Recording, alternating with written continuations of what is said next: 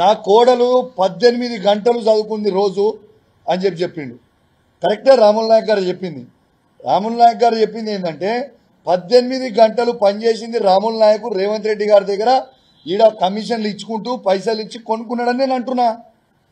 ఎందుకు అంటున్నా అంటే ఆయననేమో 18 గంటలు చదివినా అని చెప్తుంది, వాళ్ళ కోడలేమో ఇంటర్వ్యూ ఇచ్చి నేను రోజు కేవలం 5 గంటలు మాత్రమే చదువుకున్నా అని చెప్పింది. ఆయమనే ఒక ఛానల్ ఇంటర్వ్యూకి ఇచ్చింది. ఆ లింక్ కూడా మీకు వాట్సాప్ చేస్తా.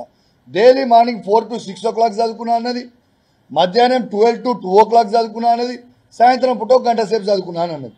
అంటే ఎంత అవుతుంది?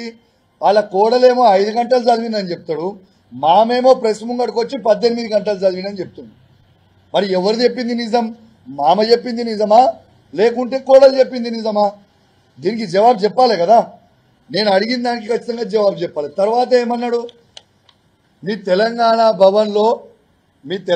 భవన్లో మీరు ఎగ్జామ్ పెట్టర్రి, నా కోడలు వచ్చి రాస్తుంది, నాకు మార్క్స్ వస్తాయని అంటుంది.